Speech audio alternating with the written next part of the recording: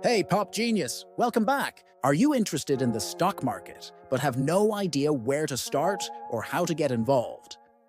Today, we're going to be explaining how the stock market actually works. I'm going to break down some very complicated things into simple terms so anyone can understand how the stock market works. If you're new here, consider subscribing because I make one video every single week. And if you like what you see, hit that notification bell. All right, let's get into it. The first thing we need to explain is what the stock market actually is. The stock market is simply an organized way for businesses to raise money by selling ownership shares in the company, known as stocks. Anyone who buys a share of stock is now part owner of the company and has claim to a portion of the company's assets in proportion to the number of shares they own.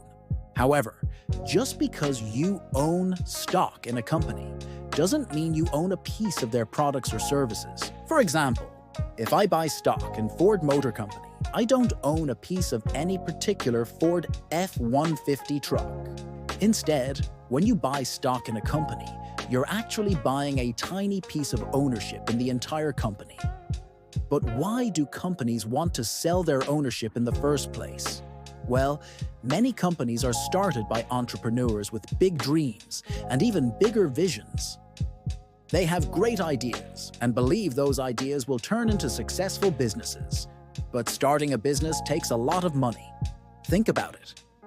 If you wanted to start your own bakery and you needed to buy ovens, do you really expect your neighbor to lend you $20,000 to help you start this new business? Probably not. Instead, you're going to approach a bank and ask them for a loan to buy these ovens. The bank will then lend you the money, and you will pay them back with interest over time. Now, this makes perfect sense. You didn't bother your neighbor, and you'll be able to pay back the money. However, there is a problem. The problem is that banks aren't always willing to lend you money, and even if they do, they might charge you a high interest rate that makes it hard to repay them. This is why companies go to the stock market instead of the bank.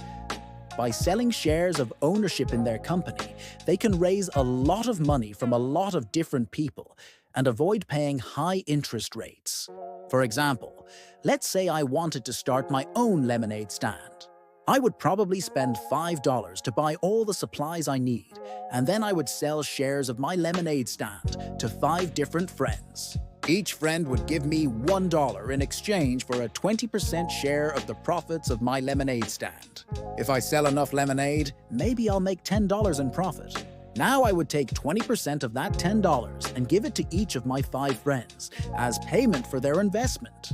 If they like the idea of my lemonade stand and think I'm going to make money, they'll invest $1 in exchange for 20% of the profits. But if they don't think my idea is that great, they won't invest. As you can see, I was only able to raise $5 by selling 20% shares in my lemonade stand. But if I wanted to raise more money, I could go to the stock market instead. At the stock market, lots of people would be interested in buying a small slice of my lemonade stand. Maybe I could raise $100 by selling 20% of my company. Or maybe I could raise $1,000 by selling 20%. The more shares I sell, the more money I'll raise for my company.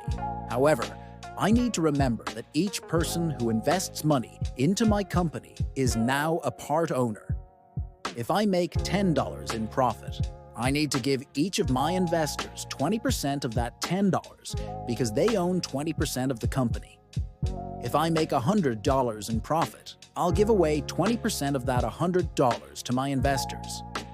If I make $1,000 in profit, I'll give away 20% of that $1,000 to my investors. As you can see, the more money the company makes, the more money my investors will make, and the less money I get to keep for myself. That is why it's important for companies to only sell as much stock as they need to raise money. If they sell too much stock, they'll have to give away too much of their future profits. But what happens if my lemonade stand fails and I lose money instead of making money? In this case, my investors would also lose money because they own a portion of the company.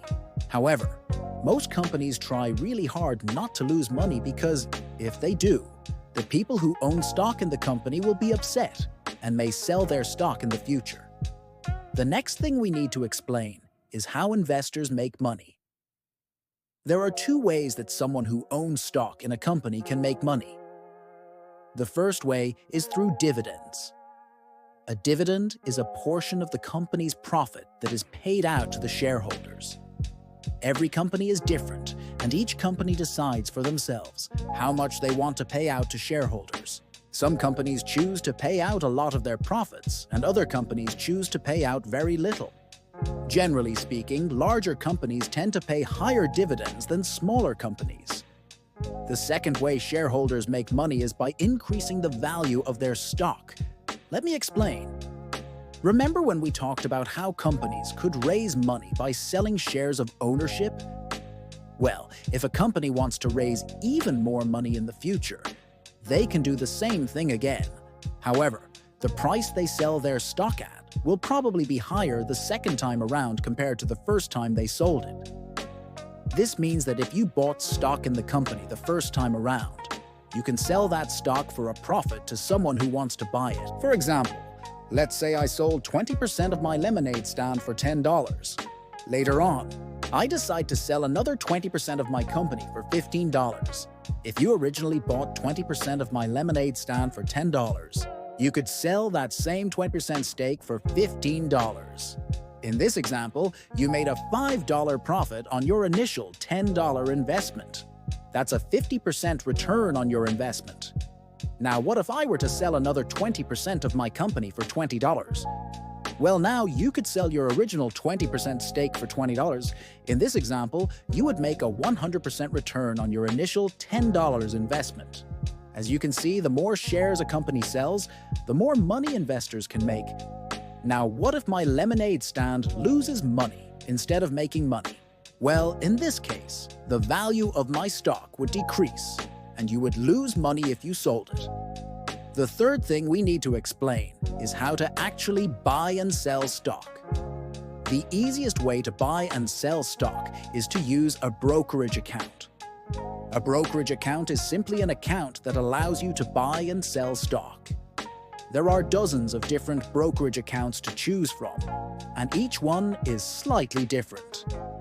Some brokerage accounts allow you to buy fractional shares of a company, while others only allow you to buy whole shares. Some brokerage accounts charge a fee for buying and selling stock, while others don't. It's important to do your research and find a brokerage account that works best for you. The fourth thing we need to explain is what a stock portfolio is. A stock portfolio is simply a collection of different stocks that you own. The idea behind a stock portfolio is to reduce risk by investing in multiple companies. If one company loses money, it won't affect the other companies in your portfolio as much. That's why it's important to spread out your investments. All right, so those are the basics of how the stock market works. Investing in the stock market can be a great way to build wealth over time, but it's important to remember that it's not a get-rich-quick scheme. It takes time and patience to see results. If you're looking to get started, I recommend doing your research and finding a reputable brokerage account. Thank you so much for watching. I appreciate you guys stopping by today. I hope you enjoyed this video. If you did, feel free to hit that thumbs up button. Also, like I mentioned before, if you like what you see, hit that notification bell. Other than that, thank you so much for your time, and I'll see you in the next video.